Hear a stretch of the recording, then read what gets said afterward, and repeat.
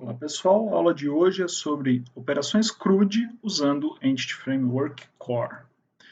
Então na aula anterior a gente aprendeu como funciona e como realizar a conexão de um banco de dados MySQL com uma aplicação C# usando o Entity Framework Core. Hoje a gente vai avançar criando novas operações a serem executadas com os dados que estão no nosso banco.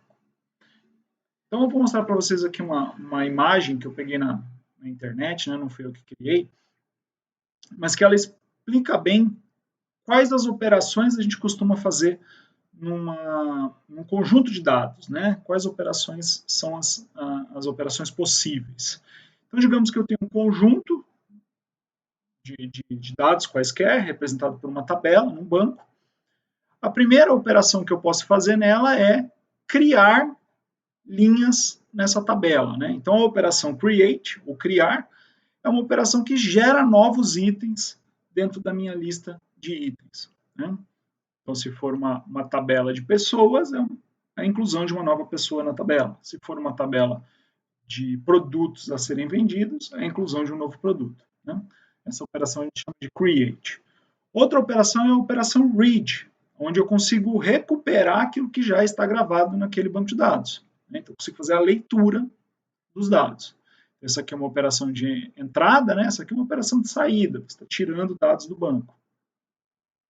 Eu também tenho a operação de update, né? Ou de atualização, onde eu modifico uma informação que já existia previamente, né? Mas que estava errada ou que mudou de situação. E a operação, né? A última operação é a operação delete, onde eu excluo um item daquele conjunto de itens, né? Então percebam que se você pegar as iniciais dessas quatro palavras, C para create, R para read, U para update e D para delete, você tem, né, juntando elas, a sigla CRUD, né, que é a sigla que a gente usa aí no dia a dia para se fazer referência a essas quatro operações. Com essas quatro operações, você consegue fazer todo tipo de manipulação com os dados no seu banco. Tá? Então, a nossa ideia é pegar aquele mesmo banco de dados que a gente trabalhou na aula anterior, que é aquele banco de dados de tarefas, né, que tem um banco chamado tarefas, com uma tabela chamada tarefa e 3 colunas: identificador, que é uma chave primária, descrição e concluída, que tem essa estrutura aqui, e fazer um programa que faça as 4 operações nesse banco de dados. Então, imagina que o nosso programa ele vai ter que ter um menu, né, que vai exibir várias opções para a pessoa, como, por exemplo, a opção de incluir novos registros, a opção de excluir um registro que já existe, a opção de listar os registros, a opção de alterar um registro que já exista. E tudo isso lendo o dado do usuário e exibindo o dado que veio do banco, né? Então, você tem a entrada do usuário para te dizer o que ele quer fazer e a saída após o processamento. A gente teria aqui um grande trabalho antes de ter algum uso, né, de banco de dados. Então, vamos separar, né, essa aula aqui em 2 momentos. O momento em que a gente cria essa aplicação console com esse menu e com tudo isso funcionando, e posteriormente os efetivos comandos que lidam com banco de dados. Para acelerar esse vídeo, né, e não ficar muito maçante e nem ficar batendo em coisas que já foram feitas em outros vídeos nesse canal, eu já deixei um template no GitHub criado com essa aplicação console sem a conexão do banco. Então, fazendo todas as operações, ou pelo menos navegando no menu com todas as operações que a gente deseja implementar, mas sem nenhum dado real, né? Sem efetivamente ir ao banco de dados e trazer as informações. Então, este repositório aqui, o link está na descrição, é um repositório público que contém um template, né, para essa aplicação console que vai se conectar a esse banco de dados tarefas. Né? Então, quando você tem um template de repositório, né, é a mesma coisa que você vir aqui e criar um novo Só que quando você cria um novo, ele vem vazio. Se você entrar no repositório que é um template, e nesse botão verdinho aqui você clicar, e ele está dizendo aqui usar o template, você está dizendo que você quer criar um repositório, porém, ele já vai vir com os arquivos que estão lá no template. Então, quando vocês quiserem repetir isso aqui, criem o seu repositório baseado nesse template. Tem muitos exercícios do canal que lidam dessa forma, né? Já fica um template com parte do trabalho feito. E aí eu vou criar esse repositório com o mesmo nome do anterior, só que sem a palavra template. E a descrição eu vou fazer a mesma coisa. Vou pegar a descrição aqui do CS Console Template. Vou copiar a descrição dele aqui. E vou só tirar aqui a informação de que ele é um template. Né? Ele é uma aplicação. Ok. Então, esse tarefa CS console aqui é o repositório onde vai ficar o programa feito, né? Já com o banco. E aí eu vou deixar ele público e vou criar esse repositório. Então, perceba que quando esse repositório vier, ele já vem com os arquivos do template e ele avisa aqui, ó, que ele foi gerado a partir daquele template. Então, a gente já pode iniciar o nosso repositório já com parte do nosso programa feito e agilizar um pouquinho aqui a nossa aula. Né? Então, se eu copiar aqui o endereço de clonagem dele, é um git clone naquele endereço, a gente já vai, vamos acessar ele aqui, ó, tarefa CS console, você vê que já tem alguns arquivos aqui, se eu já abrir ele aqui no nosso VS Code, né, a gente já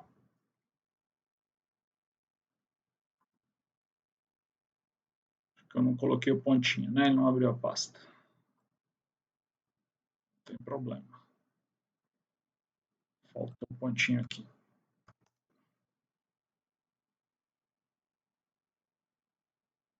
Maravilha. Então, ele abriu aqui a pasta do nosso projeto. Se a gente olhar aqui, vocês vão ver que ele é um projeto console, com SDK do .NET.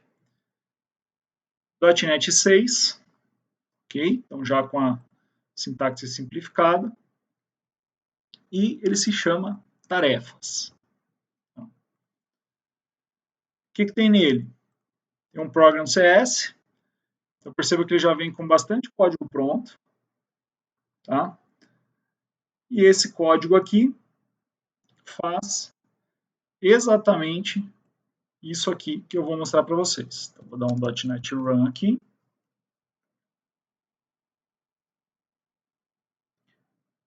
E vocês vão ver que ele exibe um menu, mas esse menu nada faz de conexão com o banco. Né? Então, ele me diz o que eu quero implementar.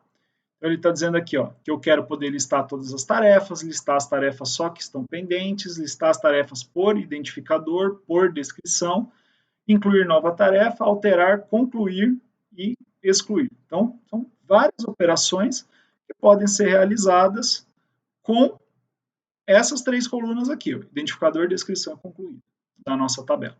Tá? Então, é isso aqui.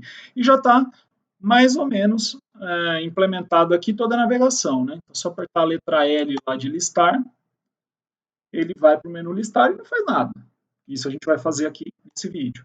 Se eu colocar lá o P de pendentes, também eu não fui no banco buscar. Se eu colocar listar por ID, aí ele já tem implementado aqui a leitura do ID, né? Então, você vai digitar um número lá, então eu quero o ID 25. Tá? Então, ele repete aqui só para você ter certeza que ele leu a variável. Nós vamos tirar essa repetição aqui e vamos colocar o comando que vai no banco, efetivamente. Descrição, você vai digitar o texto que você quer que encontre. Se eu for incluir, né, eu coloquei I aqui de listar, né? Coloquei errado. Incluir é N. Nova tarefa. Então, eu vou digitar qual a descrição eu quero, e aí nós vamos ter que fazer o programa que cadastra o item com essa descrição.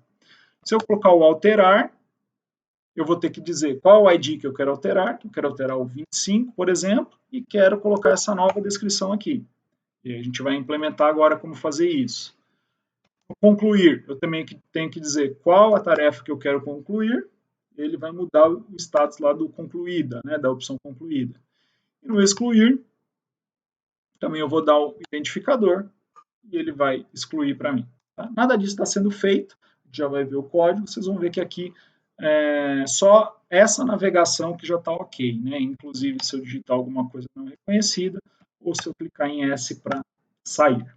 Bom, então é isso que tem no template, tem toda essa navegação e já facilita, ganha muito tempo, a gente ia demorar aí talvez 1 hora só para fazer essa navegação ficar bonitinha aí, e a gente não tem necessidade de fazer isso nesse vídeo, ok?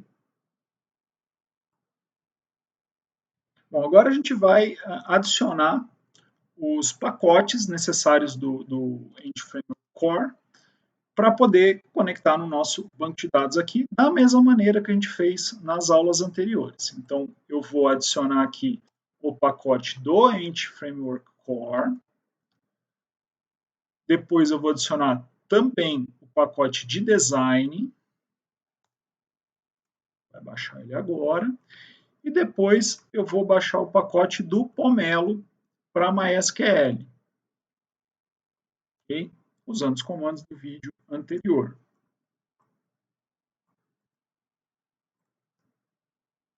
Ok, está baixando, né? Vamos só conferir, vamos aqui no nosso CSproj. Vamos ver que ele já fez as 3 referências, ó, do jeito que a gente queria, versão 6, como a gente gostaria, sem nenhum problema. E também já vou pedir o scaffolding do banco, usando o mesmo comando da aula anterior, novamente. Se precisar, volte lá na aula para pegar. Né, o mesmo banco de dados, certo? Eu criei o banco de dados da mesma maneira da aula anterior e vou fazer o scaffold do mesmo jeito da aula anterior. E na mesma pasta, inclusive, ele deve criar aqui uma pasta DB com o nosso scaffold. Vamos fazer uma limpeza desse código que ele gerou aqui. Vamos tirar essas referências aqui que não estão sendo usadas. Vamos tirar esse aviso aqui. Isso deve ser suficiente. No nosso tarefa, não preciso dessas 2 referências aqui. E no nosso programa, a gente tem, então, que começar a utilizar aqui, dentro desse menu, as informações que o banco de dados vai trazer. Né? Então, percebam que aqui ele está num laço, né, até que o usuário selecione sair. Ele tem uma função aqui, nesse arquivo de interface de usuário, para que pergunte para o usuário que opção ele quer. Então, está nesse arquivo CS aqui. Ó. Se você olhar, ele tem lá o seleciona a opção menu. Olhem depois com atenção como ele funciona se tiver curiosidade, mas está fora do nosso escopo desse vídeo aqui. Né? Não tem nada que não tenham visto em outros vídeos do canal. E ele diz que se usar a letra L, ele vai para esse método aqui listar todas as tarefas. E a gente vai implementar cada um desses. Então, vamos ver se listar todas as tarefas aqui. Se eu for aqui em Go to Definition, tá? É no mesmo arquivo, tá? Só descer um pouquinho mais, você vai achar aqui o método listar todas as tarefas, né? A função listar todas as tarefas, e um comentário continue daqui, e é daqui para frente que a gente vai implementar o nosso código. Ok? Então, vamos começar aqui listando todas as tarefas cadastradas no meu banco de dados. Então, eu vou pegar esse comentário aqui, vou apagar, e vou continuar meu programa a partir daqui. Né? Então, ele exibiu lá listar todas as tarefas, e agora eu posso efetivamente conectar no banco, indicar que traga todos os dados da tabela tarefas e exibir isso para o usuário. Né? Essa é a ideia desse menu. Isso que a gente quer fazer nessa opção do menu. Então, eu vou começar criando uma variável para conter o nosso banco, que eu vou chamar de underline db, dá o nome que você quiser. E esse cara vai ser do nosso tarefas context, né? Vai ser um contexto, um objeto de contexto para o nosso banco. Então perceba que ele não achou a referência aqui, a gente já sabe o que tem que fazer, né? Tem que vir aqui, pegar esse namespace dele e adicionar na primeira linha aqui como um using, né? Dizer que eu vou usar as funções que estão naquele namespace. Aqui, ó. Agora já não deu mais erro, né? Outra questão é que a gente nunca usa esses comandos de conexão de banco diretamente assim, né? Então vou recortar. E a gente usa sempre aquele bloco que vai garantir que essa conexão vai ser fechada quando não for mais necessária, que é o bloco using. Tá? Mas é o mesmo comando. Eu vou criar um objeto de contexto, vou gravar na variável underline db, que é do tipo necessário para criar ele. Quando você usa var, você fala assim, descobre aí para mim, não quero escrever. Você poderia escrever, né? Aqui no caso você teria que escrever isto aqui, né? Esse é o tipo. Pra você não ficar pensando, pode usar o var aqui, ele acha para você qual que é o tipo. Bom, e o que eu vou fazer enquanto eu tiver conexão, né? Tenho conexão com o banco. A primeira coisa que eu tenho que fazer é trazer a lista de todas as tarefas para dentro da minha aplicação. Então, eu vou criar um cara chamado tarefas, que eu quero que tenha todas as tarefas, né? Os dados das tarefas do banco. Então, eu vou pedir para o meu contexto, para a minha conexão, pegar da tabela tarefa, né? Então, dentro do meu contexto, ponto tarefa, quer dizer, a tabela de tarefa. Qual a tarefa dentro do meu banco? Qual a tabela dentro do meu banco? E já vou pedir para ele trazer os dados. Lembra que eu falei para vocês que só fazer isso aqui não traz os dados? Só vai trazer quando precisar? Só que como eu já sei que eu vou precisar logo em sequência, eu já vou forçar que ele traga os dados todos de uma vez. Todos agora, né? Como é que eu forço para trazer os dados nesse momento? Eu tenho que pedir para ele transformar esse objeto aqui, ó, que é um dbset, numa lista, né? A lista está na memória. Então, para ele transformar um objeto que está no banco para a memória, ele tem que fazer a transferência. Né? Então, se eu usar um toList, né, esse método toList, ele vai materializar essa consulta. Né? Ele vai gerar o comando SQL, vai rodar o SQL e vai trazer para cá. Só que a gente vai usar o toList um pouquinho melhorado, dizendo de que tipo são os itens dessa lista. Tá? Então, a gente vai usar esse tipo de sintaxe, né, de generics, que diz para mim que essa lista vai conter caras do tipo tarefa. Tá? Só para ficar mais claro aqui e facilitar para o compilador. Então, esse objeto tarefas agora, ó, ele é um list de tarefa. Tá? Ela é uma lista de tarefas. Que quando terminar esse comando, ele já foi lá no banco, fez a conexão, trouxe todos os caras, montou uma lista e guardou nesse objeto tarefas. Tá? Bom, o que a gente pode fazer? A gente pode começar mostrando quantos registros foram encontrados. Console writeLine. Vamos criar aqui um template. Podemos fazer alguma coisa assim, ó. Tarefas.count.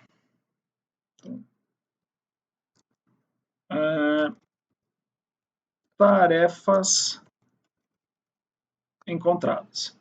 Então eu quero dizer assim, ó, 0 tarefas encontradas, 1 tarefa encontrada, 2 tarefas encontradas e assim por diante. O Szinho tem que estar aqui também. Assim, né? Okay? Pode ser 0, pode ser 1. Vamos ver se isso aqui já roda. Nesse caso aqui, nosso banco está vazio, né? Tem que ter 0 tarefas encontradas. Vamos ver se a gente já está com a conexão do banco estabelecida, se a gente não fez nenhuma besteira até agora. Eu vou lá na opção listar, conectando no banco, 0 tarefas encontradas. Ok, era alguma coisa assim que a gente queria mesmo. Tá? Bom, perceba que meu programa eu nem finalizei o programa aqui, tá? Eu vou lá no nosso Workbench e vou cadastrar uns caras aqui para ver como é que fica. Então, a primeira tarefa vai ser revisar classes. Ela não está concluída. A segunda tarefa vai ser treinar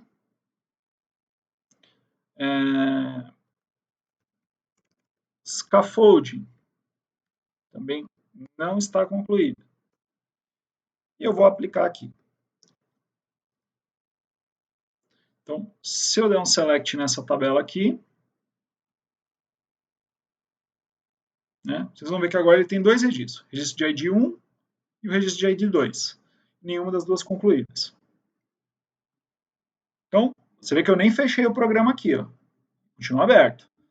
Vou listar novamente e agora ele já encontra duas. Então, perceba que ele está realmente independente, né? O banco é uma coisa, a aplicação é outra. E, obviamente, se eu sair e rodar novamente e listar, a conexão continua com duas tarefas encontradas, ok?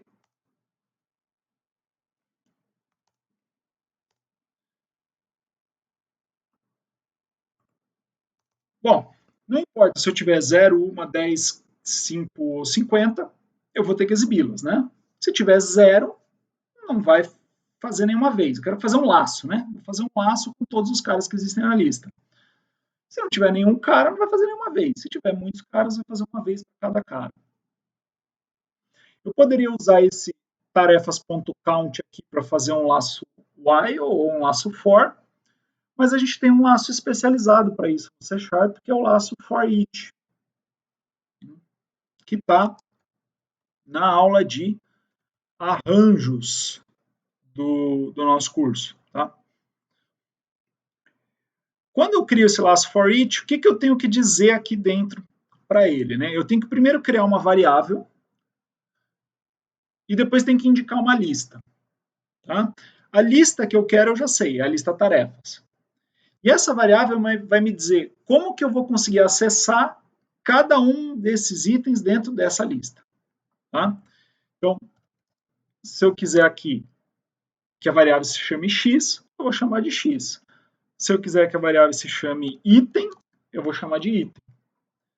Eu vou dizer que eu vou buscar na lista chamada tarefas. Tá? Geralmente, se esse nome está no plural, a gente vai usar o singular aqui, né? Então, para cada tarefa na lista de tarefas, faça esse código. Isso aqui é um laço de repetição, especialmente criado para listas, que ele vai executar o código que tiver aqui uma vez para cada item da lista. Então, se tiver 0, não vai executar nenhuma vez. Se tiver 5, vai executar 5 vezes. E cada item da lista vai estar aqui nessa variável tarefa que só existe aqui dentro. Então, fica fácil para a gente pegar os dados, né? Então, por exemplo, se eu vier aqui nesse objeto tarefa, apertar o botão, vocês vão ver aqui ó, que eu consigo pegar o ID, a descrição e o concluída dele. Tá? Okay? Então vamos usar isso aqui para criar um template bonitinho aqui, né? Console write line. Vamos exibir esse cara. Eu tenho que exibir a descrição. Então vamos colocar aqui. Primeiro o ID, né? Acho que o ID vai ficar legal primeiro. Então vai ser o meu tarefa.id. Como é que eu vou exibir o ID? Eu só vou colocar um indicador aqui de numeração antes. E vou colocar dois pontinhos e aqui eu vou colocar a minha descrição. Tarefa.descrição. Ok? Então, no caso aqui, percebam que é um D maiúsculo, né? Porque o scaffolding gera na regra do C Sharp, onde as propriedades têm que ter letras maiúsculas na inicial, tá? Por isso que tem maiúsculo aqui. Então, vamos rodar esse cara aqui e ver como é que tá? Eu tenho que rodar aquele comando para cada item da lista. listar. Olha lá, ó. Revisar classes e treinar scaffold. Certo? São exatamente esses caras aqui, item 1 e item 2. Perfeito? A gente só não mostrou aqui o nosso concluído assim ou não, né? Então, a gente poderia colocar no final, eu vou colocar no início. Um negócio assim, ó. E um xizinho se estiver concluída e sem o xizinho se não tiver. O que vocês acham? Então, vou colocar o template aqui. E vou usar, vou quebrar aqui para facilitar vocês entenderem, mas aí a gente volta depois. Vou usar um operador ternário aqui para fazer esse teste, né? Então vamos dizer assim, ó, vou pegar o tarefa concluída e vou testar. Não, quero saber se meu tarefa concluída... Não, é isso mesmo. Vou testar se a tarefa está concluída. Ele é um boolean, né? Então, se eu colocar a operação aí. Então, se ele for verdadeiro, ele vai exibir o que está aqui. E se ele for falso, ele vai exibir o que está aqui. Tá? Quando eu usar o ternário dentro de template, por causa desses dois pontinhos aqui, eu tenho que botar esse cara entre parênteses. Mas se eu usar fora, não tem essa restrição, tá? É só quando você usar dentro de um template aqui, dentro de uma string. E se ela tiver concluída, eu quero que mostre um xizinho.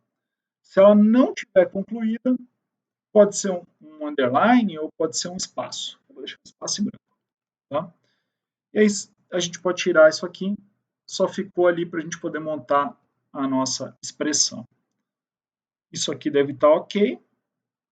Vamos rodar esse cara aqui, tem que sair, né? Preciso recompilar, mudei o comando. Vamos listar novamente. Está lá as nossas tarefas listadas, os dois estão em branco porque eu não tenho nenhuma tarefa concluída. Mas se eu criar aqui mais uma tarefa, essa tarefa vai ser a estudar Git. E ela vai estar com 1 gravado aqui, porque ela já está concluída.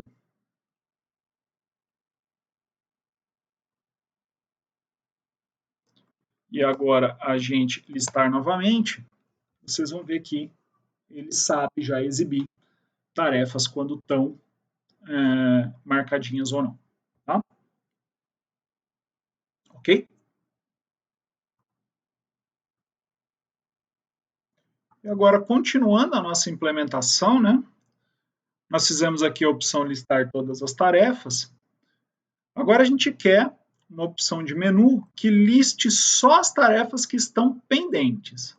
Então, quais são as tarefas que estão pendentes? É aquelas que não estão concluídas, né? Então, no caso, nessa listagem, eu não queria que aparecesse aqui o estudar Git. Somente revisar classes e treinar scaffold, né? Só as tarefas que estão pendentes. Então, vamos fazer a nossa aplicação, conseguir fazer esta operação, que é uma operação de filtro, né? Então, eu não quero todas, eu quero um conjunto possivelmente menor do que o conjunto total, né? Percebe que eu posso reutilizar tudo isso que eu fiz até agora? Eu vou copiar isso aqui, porque na realidade é a mesma coisa, tá? O que vai mudar só é o conjunto de tarefas aqui, certo? Eu só quero um conjunto filtrado, eu não quero o conjunto todo. Aqui eu peguei toda a tabela tarefa e transformei em lista. O que eu vou querer fazer é, antes de transformar esse cara em lista, eu quero reduzir esse conjunto. Eu não quero toda a tabela tarefa, eu quero só parte dela. Então eu peguei todo esse código aqui, ó, e vamos reaproveitar no nosso lista tarefas pendentes. Vou apagar aqui, e ó, nesse momento, se eu acessar a opção do menu lá, listar tarefas pendentes, ele vai estar igualzinho listar todas as tarefas, certo? O que muda para a gente aqui é que a minha lista de tarefas já não é mais a lista completa. Ela vai ter que estar filtrada. Tá? E como é que eu faço? Antes de converter esse cara em lista, eu preciso adicionar um filtro. Tá? E aí eu posso fazer isso dando comandos aqui entre a indicação da tabela e a transformação final em lista, né? E esse comando vai incluir nesta abstração, né? Lembra que até aqui ele é abstrato, ele só vai buscar os dados quando eu fizer isso aqui. Então, ele vai incluir nesse comando que vai buscar os dados um filtro, né? Para não trazer todos. Falando um pouquinho mais tecnicamente, né? Até aqui ele só está gerando o comando select que vai lá no banco. Então, eu posso adicionar outras cláusulas a esse select que existem lá, como um where ou um order by, por exemplo. Né? Para só depois fazer o toList, que vai efetivamente executar a transmissão dos dados. Então, aqui, na verdade, eu vou adicionar um filtro aqui, um comando intermediário, né?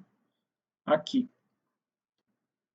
Como esse comando provavelmente vai ficar muito grande, é meio que convenção a gente quebrar aqui, né? Depois do nome da tabela, a gente colocar cada comando que a gente vai fazer nesse banco aqui numa linha diferente, tá? Seu código fica mais limpinho. É bem melhor de trabalhar. Então, vamos ver as coisas que a gente pode adicionar aqui, né? Primeira coisa que eu vou mostrar para vocês é que a gente pode usar isso aqui para ordenar. Então, por exemplo, se eu disser aqui que eu quero que ordene meus dados, ó, eu posso ordenar ou ordenar ao contrário, né? Descendente. Então, se eu disser assim, ó, que eu vou ordenar meus dados, eu tenho que dizer para ele por que coluna, né? E como é que eu faço para isso? Dando um identificador qualquer, que pode ter qualquer nome que você quiser. Geralmente a gente usa o nome de um item, tá? Ou só a primeira letra, se isso ficar claro. E a gente diz qual é a coluna, né? Esse identificador aqui me diz a lista de colunas, né? Me dá um objeto desse tipo só para eu poder selecionar qual coluna eu quero. Eu digo lá que eu posso, por exemplo, ordenar pela descrição. Então, se eu fizer isso aqui, ó, antes de transformar isso aqui em lista, vamos rodar lá e vamos ver o que vai acontecer.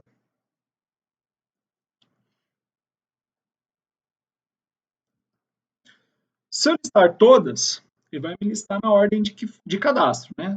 Pela chave primária. Então, 1, 2 e 3. Só que agora, se eu usar a letra P, que vai listar as tarefas pendentes, você vai ver que ele vai me mostrar uma sequência diferente. Ó, 3, 1 e 2.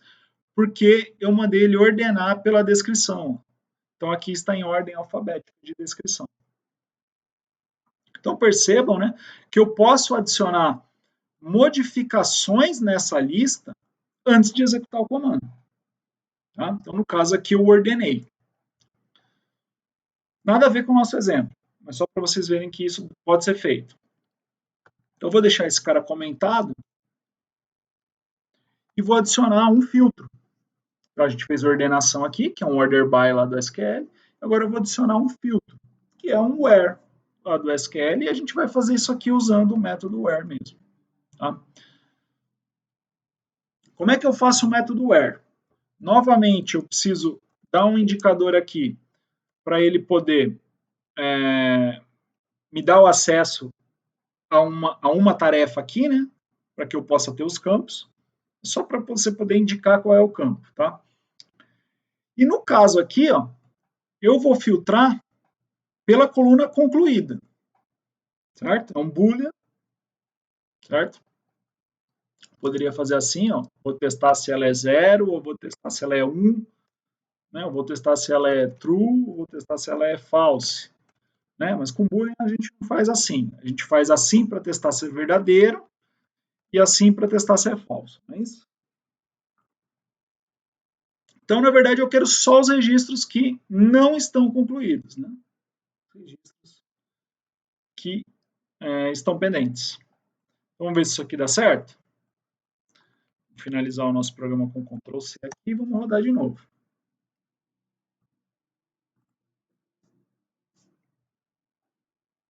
Vamos pegar os pendentes aqui. E temos lá somente 2.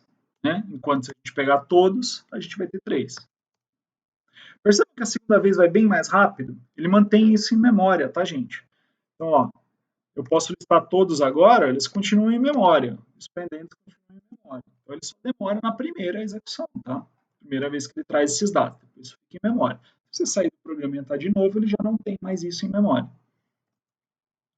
Ok? Maravilha.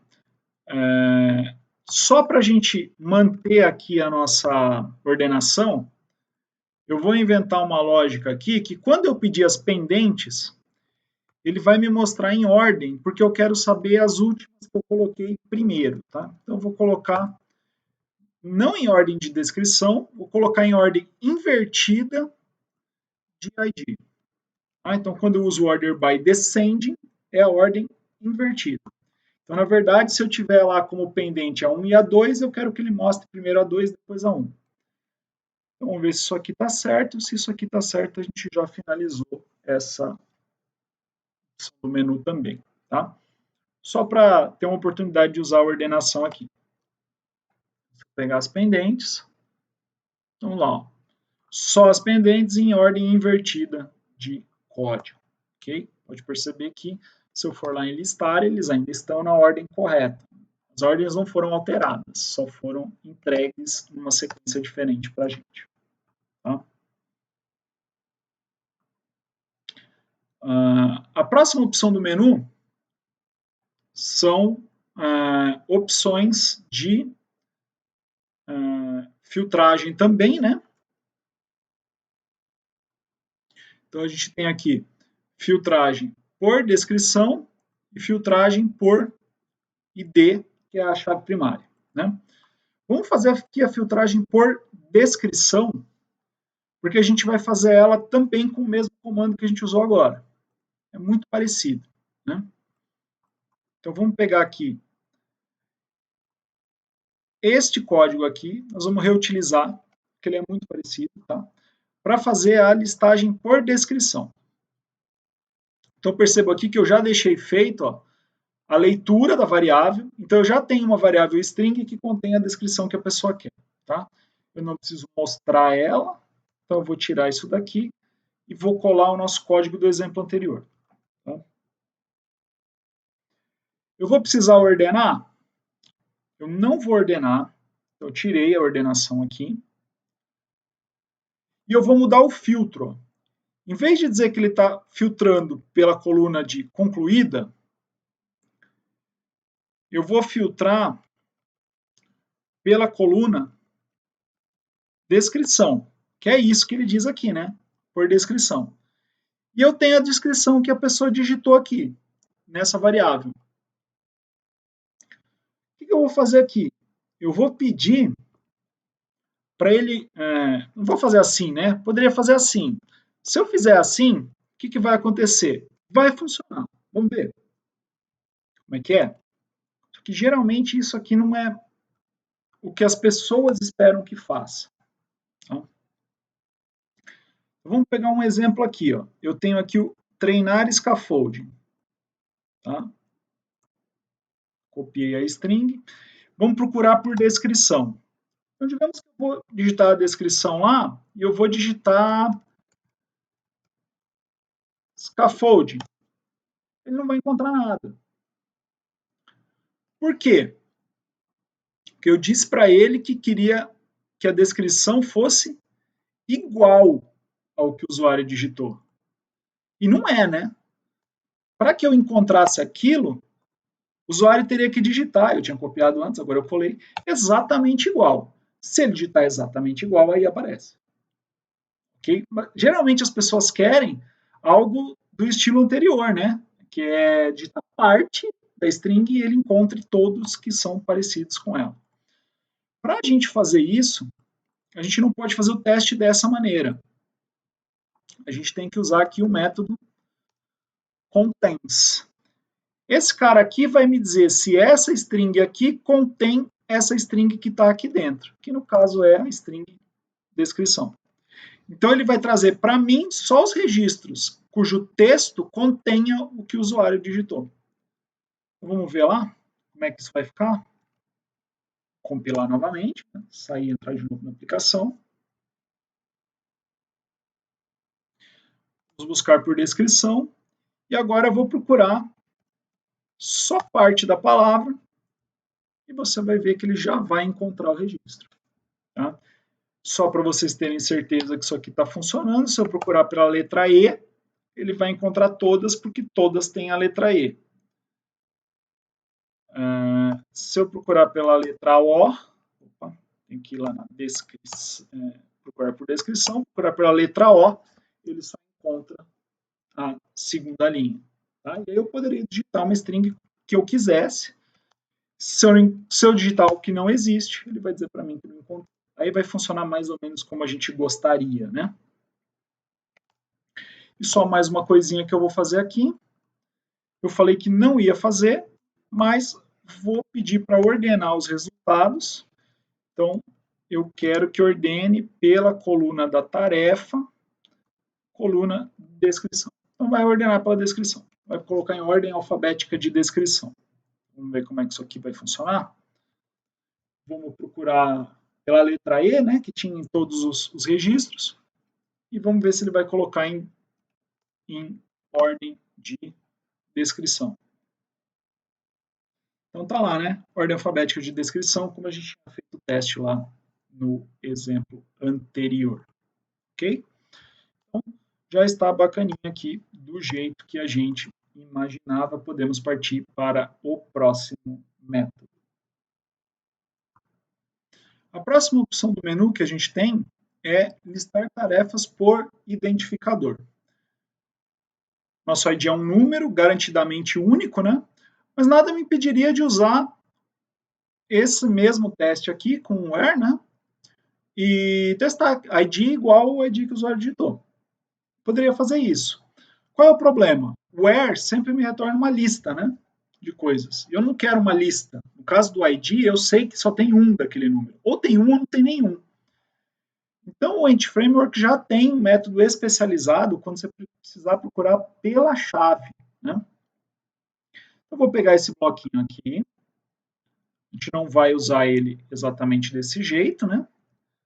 Vamos aqui no listar tarefas por ID, já tenho o ID nessa variável ID aqui. E vamos colar esse cara aqui. Eu não vou usar o where, tá? Não vou usar o order by. E não vou usar o toList. Por quê? Porque eu não quero uma lista. Eu quero um cara só ou nenhum. Isso quer dizer que eu não vou precisar da contagem, mas esse cara aqui vai ser um pouquinho diferente, né? Ele vai ser aqui, tarefa encontrada ou tarefa não encontrada, não é isso? Então eu vou ter uma situação da tarefa não encontrada e eu vou ter essa situação aqui, que eu vou tirar do laço, que é um registro só, né? Que é o encontrado, certo? Não tenho mais laço. O que eu vou ter que ter aqui? Um if, né?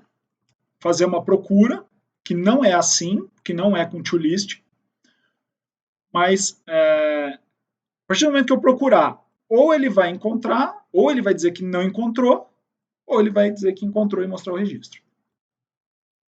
O comando que eu quero não vai me trazer uma lista, então eu não vou nomear de tarefas, eu vou nomear como tarefa, ok? Que é uma só. Não é esse toList, porque esse cara me traz uma lista, mas continua sendo na tabela tarefa.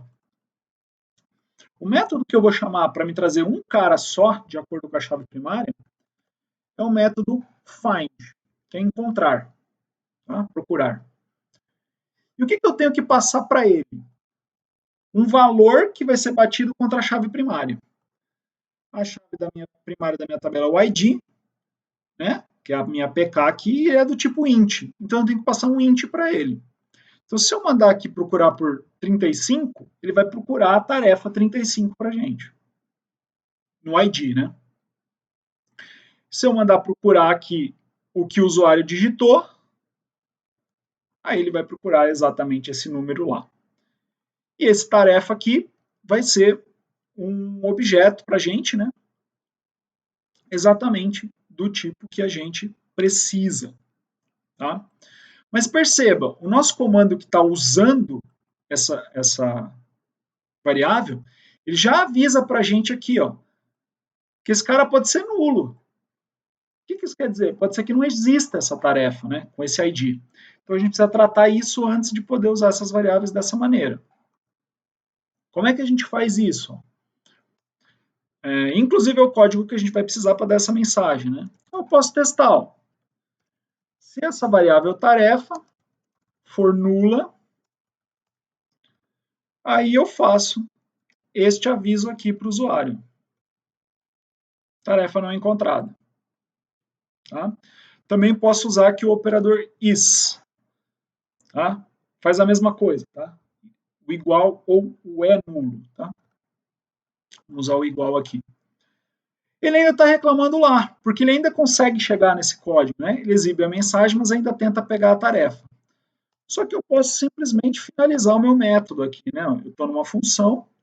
Se eu finalizar meu método aqui, o C# já entendeu que ele nunca vai chegar aqui embaixo se a tarefa for nula. Perceba que ele é bem esperto, né? Isso aqui é uma característica bem legal da nova maneira de avaliar objetos nulos do C# 6, que a gente consegue ativar ou desativar por essa, do C# 6, não, do .NET 6, C# 10, ativar ou desativar por essa propriedade aqui que é nova do template .NET 6. Mas aí, basicamente, o que eu estou dizendo, ó, eu vou pegar uma tarefa só e não todas, com o método find aqui. Né? E ele já materializa, ele já vai no banco trazer esse cara. Né? Percebe que ele já vai retornar para a gente a tarefa direto. Tá? E aí eu testo. Se não veio nada, mostra que não foi encontrada. E sai do programa. Se não saiu do programa, você pode mostrar. Saiu do método, né, da subrotina, ele vai mostrar. Então, isso aqui já deve ser suficiente para a gente conseguir rodar essa busca por ID. Vamos ver. Busca por ID. Letra I no menu. Vou procurar pelo ID 25. Perceba que ele demora um pouquinho porque ele vai no banco. Tarefa não encontrada. Novamente vou procurar por ID. Vou procurar pelo ID 4. Não encontrada. Mas se eu procurar pelo ID... ID 3, está lá o estudar Git. Se eu procurar pelo ID 1, está lá o revisar classes. Ok? Maravilha, mais uma opção de menu finalizada. E todas as opções do read, né? Não tinha lá no CRUD a opção R, né, de leitura, então a gente fez todas as opções de leitura até agora. A gente vai ter aqui o create, o update, nesses dois, e o delete aqui no excluir. Vamos agora então fazer a inclusão, né, o incluir nova tarefa. Então, vamos ver aqui, a gente tem o método incluir nova tarefa, e já tem também aqui a solicitação da descrição. Né? Então, a gente já tem a descrição para incluir, e aqui partir nesse exemplo do princípio de que você vai incluir sempre a tarefa sem estar concluída. Né? Você vai incluir tarefas que estão pendentes e depois você vai ter a opção de concluir posteriormente. Tá? Aqui eu não vou copiar e colar o código do outro, porque começa um pouquinho diferente. Né? Eu não preciso de banco de dados para validar se essa informação está correta. Então, a primeira coisa que a gente vai ver se todos os dados que eu preciso para incluir o registro são válidos. Tá? Então, vamos fazer um teste aqui. Ó. Então, eu vou testar essa variável descrição e vou usar, eu poderia testar ela assim. Ó. Poderia testar assim. Ó. Se ela for vazia ou se a descrição for vazia assim, ó, tá? Então, isto aqui está me dizendo, ó, se a descrição é uma string sem nada, ou se ela está nula, ou seja, realmente não tem conteúdo nenhum, eu posso dar uma mensagem de erro. Né? Poderia usar aqui, por exemplo, um console write line, e falar assim, por exemplo, não é possível incluir tarefa sem descrição, por exemplo. Poderia fazer isso aqui, tá? Tem uma maneira mais limpa, mais rápida de fazer isso aqui, tá? Que é na classe string tem uma função chamada is_null or empty, tá? Então, ela vai me retornar verdadeiro se esse cara for vazio ou espaço em branco. É exatamente aquele teste que a gente fez, tá? E você só diz aqui qual é a variável que você está testando. E o código fica mais bonito, tá? É a mesma coisa. Exatamente a mesma coisa. Você pegar o código da is_null or empty, você vai ver que é exatamente aquilo que ela faz. E aqui, em vez de usar o console_write_line, aqui nesse arquivo UI aqui, ó, tem duas funçõezinhas aqui, ó. Uma chama exibDestaque e a outra chama exibErro. Que exibDestaque ele aparece em verdinho e exibErro aparece em vermelho. Então vou usar ela aqui em vez de usar o console_write_line, só para a gente mostrar esse cara em vermelhinho, tá? Mas isso aqui é fácil de vocês replicarem, tá? Você pode olhar o código lá, ele só muda a cor para vermelho, exibe a mensagem que ele recebeu e depois volta para a cor anterior. Tá? Só isso que ele faz. Então aqui a gente fez uma validação aqui. Se ele exibir esse erro, eu não quero continuar aqui com minha subrotina. Posso finalizar minha subrotina, já tenho o que eu preciso. Então daqui para baixo só vai rodar se eu tiver uma descrição correta. Óbvio que se for uma tabela com muitos campos, né, aí você vai colocar todos eles do jeito que você quiser. Tá? Por que eu só pedi a descrição? Porque o ID é automático, ele está auto-incremento aqui no banco, e o concluída, ele está um tineint, né? Mas se a gente olhar aqui o nosso script SQL que cria o banco, você vai ver que ele tem um valor default, né? Ele tem um default de 0 aqui, ó. Então, por padrão, ele está gravando 0 lá, sem ser nada. Tá? Você poderia especificar ele, por exemplo, criar aqui uma variável bool chamada concluída, com minúsculo aqui, né, para não confundir com o campo, e dizer que o padrão é 0, por exemplo, tá? Poderia fazer isso, mas não precisa, porque nesse caso aqui eu já tenho o valor padrão lá no banco. E eu já posso, aqui então, abrir a conexão do banco e começar a fazer as coisas. Então, eu tenho aquela nossa estrutura using a partir de agora, né? Vamos usar ela aqui. Vai ser um var tarefas. Poderia copiar lá de cima, né? Acho que é até mais rápido. Copiar isso aqui. Até para garantir que não vai ter erro de digitação. Então, validados os dados, eu já posso fazer o procedimento para fazer o cadastro. Como é que eu começo?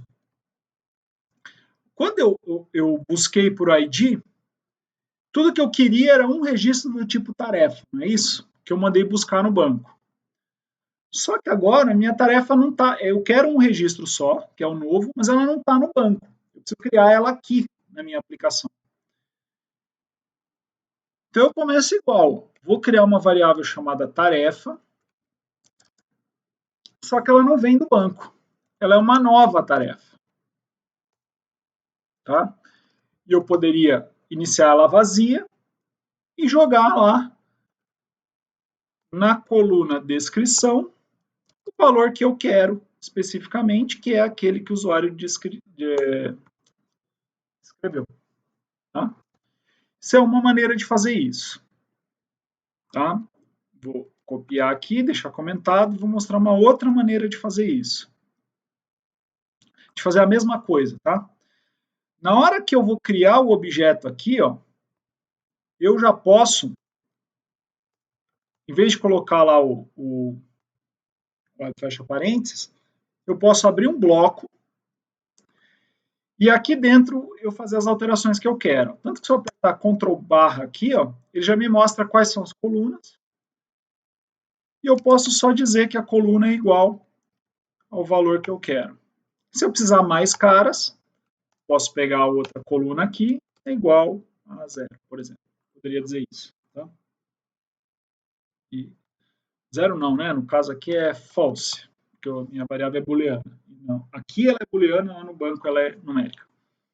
Eu poderia fazer isso aqui, ó. Né? Eu acho que isso aqui é mais legível que isso, mas é opção de cada um, tá?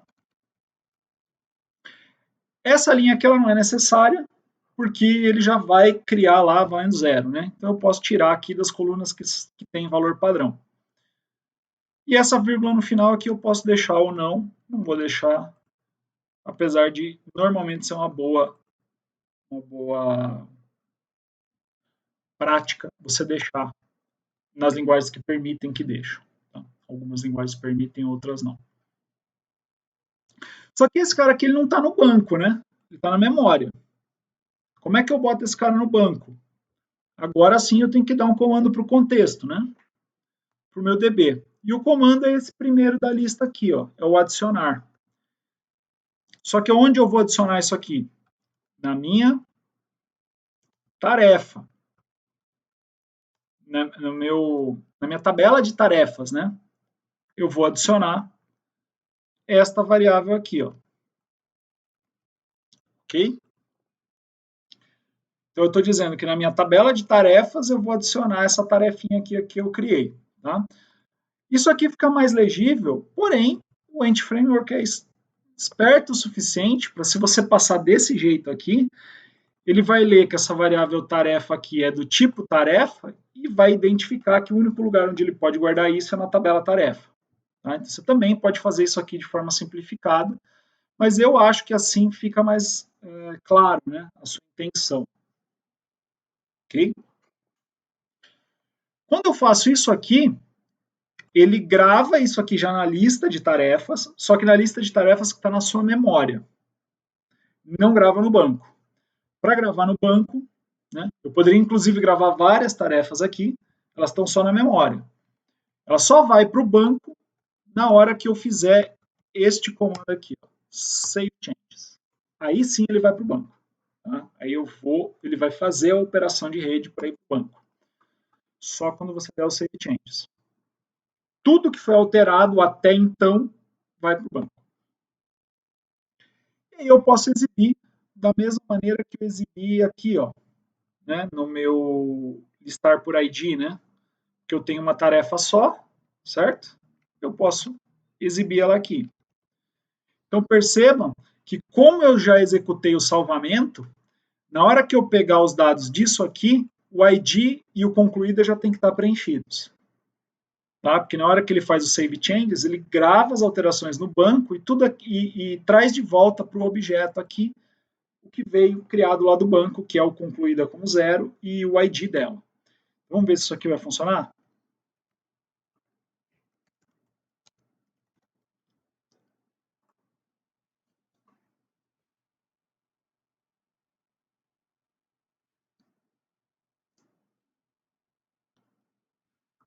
Vamos ver lá. Vamos continuar listando as tarefas.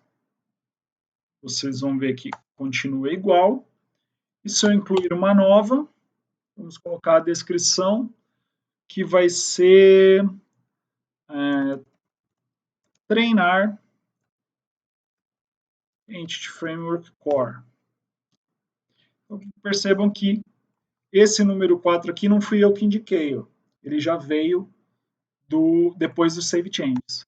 Tá? Então, se eu listar todas agora, ele já aparece lá.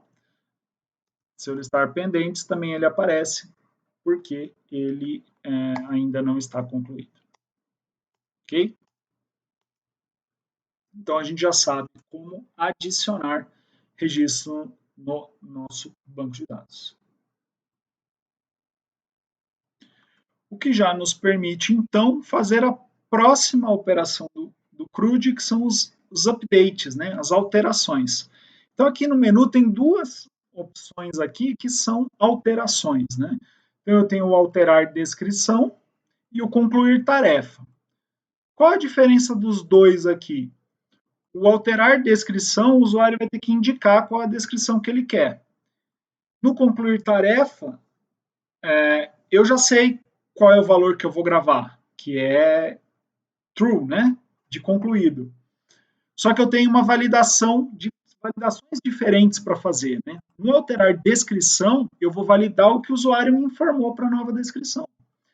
No concluir tarefa, eu vou validar o que tinha no banco, porque eu não posso concluir um cara que já estava concluído. Então, é a mesma ação, só que com dois tipos de validação, ou validação em dois momentos diferentes. Tá? Então, a gente vai fazer esses dois carinhas agora aqui, representando os updates no nosso banco. Tá? Então, eu tenho aqui o alterar descrição da tarefa. Ele pergunta para o usuário um ID, para ele saber qual tarefa quer alterar, e pergunta a descrição para saber qual é a nova descrição que essa tarefa vai ter. Tá? E é aqui que a gente vai colocar esse cara. O primeiro processo que eu tenho que fazer aqui é eu posso fazer duas coisas. Ou eu posso procurar o registro primeiro, ou eu posso validar a descrição primeiro. Só que eu vou preferir validar primeiro, porque se ele não tiver escrito uma descrição, eu já nem vou no banco. Já saio mais rápido. Tá? Essa validação da descrição a gente acabou de fazer no anterior aqui, né? No incluir. É isso aqui, não é? Então eu vou testar se ele é nulo ou vazio e vou dar uma mensagem se for. Eu já vou pegar essa validação aqui logo de cara. Ó. Alterar descrição. Só que a mensagem vai ser diferente, né? Não é permitido deixar uma tarefa sem descrição. Opa, tem um erro de português aqui, né? Descrição. Deixa eu arrumar lá no anterior de onde eu copiei também. Ok. Então a gente já validou, né? Então eu já sei que o ID eu posso usar para buscar e que a descrição também eu posso usar para gravar a nova.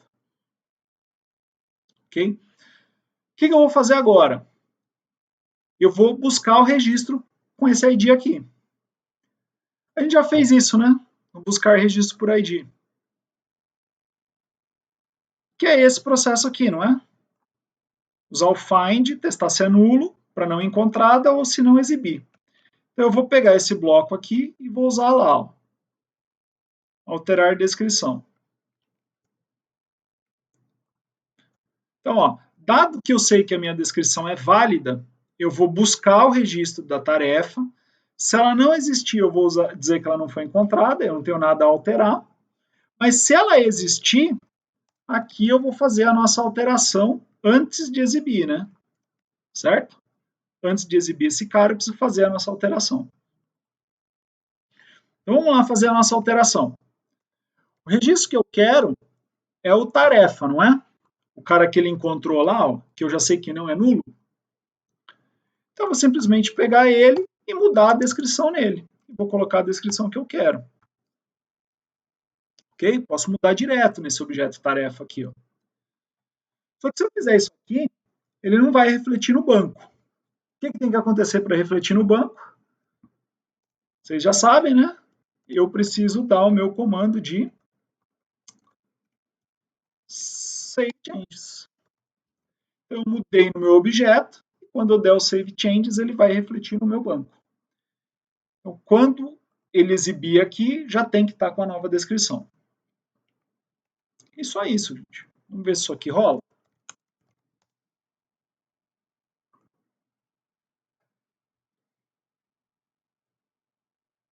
Então, vamos pedir para listar por ID primeiro. Vou pegar o ID 3. Olha lá, estudar Git. Vou pedir para alterar. O ID 3. Vou pedir para colocar a descrição. Em vez de estudar Git, eu vou pedir para trocar para estudar Git avançado. E percebam que ele mudou. Ele não mudou aqui, né, que já estava antes como marcado, mas ele mudou a descrição. Tanto que se eu vier na listagem agora, olha lá, ó, estudar Git avançado, mudou somente a descrição. Uma coisa que a gente não testou aqui é se ele aceita a descrição vazia, né? Ele fez o teste certinho, não é permitido deixar uma tarefa sem descrição. A gente não tinha feito esse teste também no incluir, né? Então vamos aproveitar para fazer agora. Incluir N, de novo. Sem descrição, não deixa de incluir, tá? Então, está certinho aí também a nossa alteração para provar para vocês. Se a gente rodar o select lá no banco, você vai ver que ele está certinho aqui. Slide avançado, ok? Então, funcionou. Para a descrição, foi isso que a gente viu. Para a conclusão, vai ser levemente diferente. Mas eu posso aproveitar a mesma casca aqui. Ó. Então, peguei isso aqui e vou aproveitar o código aqui e a gente só vai acertando no concluir tarefa, né? Primeira coisa que eu não vou fazer pela descrição. Então, eu não tenho essa validação da descrição antes aqui. Tá? Vou apagar essa validação. Ele já vai começar buscando o registro no banco. Se a tarefa não for encontrada, não tem o que fazer, termina. Só que a partir do momento que ele encontrou, eu preciso fazer uma validação aqui. Eu preciso saber se esse cara já estava concluído, porque se ele já tiver concluído, eu não vou concluir de novo. Como é que eu sei que se essa tarefa está concluída ou não? Lá no banco. Eu posso usar um teste, pegar o valor desse tarefa, que eu já fui no banco buscar, né? E testar esse valor do concluído aqui. Ele é um booleano, verdadeiro ou falso. Então, se ele for verdadeiro, né, meu concluída, aí eu posso usar uma mensagem de erro lá, né? Usar o exibir erro aqui. Eu vou dizer que a minha tarefa já é concluída. Então, se ela já está concluída, eu não vou concluir de novo. Certo? E aí posso também retornar. Não está, foi encontrada e não está concluída, aí eu posso fazer a alteração que eu quero, que não é essa, né? A variação que eu quero aqui, a alteração, é no concluída e eu quero que ela fique aqui como true, valor fixo, né? Então, aqui eu fiz a validação depois de obter o registro, fiz a validação do que estava no banco e não do que eu recebi, e aqui eu mudei com o valor fixo em vez do valor que o usuário digitou. Isso aqui deve ser suficiente. Você vai montar a sua lógica de acordo com aquilo que você precisar para o seu programa, né? Cada programa tem um requisito diferente. Então, vamos lá no concluir.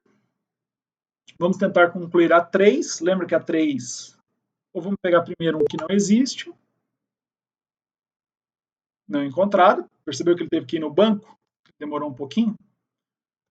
Vamos concluir uma que já está concluída. Ele não deixa. E vamos concluir aqui a primeira tarefa. Concluiu direitinho. Se eu listar, vocês vão ver agora que ela está lá. Tá? E se eu tentar concluir agora a 1 novamente, ele não deixa. Então, tudo como deveria ser. E a última operação que a gente tem para implementar aqui é a operação de exclusão. A operação de exclusão, ela é basicamente encontra o registro e exclui, possivelmente perguntando para o usuário confirmar sim ou não. No caso aqui eu não vou fazer, mas você poderia fazer. Simplesmente faz uma pergunta, se ele confirmar você faz, se ele confirmar você não faz. Então eu vou pegar aqui a busca por ID, que eu quero excluir o ID que o usuário me disser. Eu vou pegar exatamente a busca por ID aqui e vou colocar na minha exclusão. Se ela for encontrada, eu vou colocar aqui o meu comando de exclusão, certo? Que é simples como dizer para o meu banco, na tabela tarefa, para remover aquela tarefa específica que eu acabei de encontrar no banco. Então eu vou passar a minha tabela e dar um comando para a tabela para remover o cara que eu acabei de encontrar lá no banco. E novamente, como vocês já devem estar imaginando, eu preciso efetivar isso com save changes. Então, se eu não fizer o save changes, ele não vai efetivar. E só isso, tá, gente? É simples assim. Então, vamos ver se esse cara roda. Deixa eu finalizar aqui o anterior.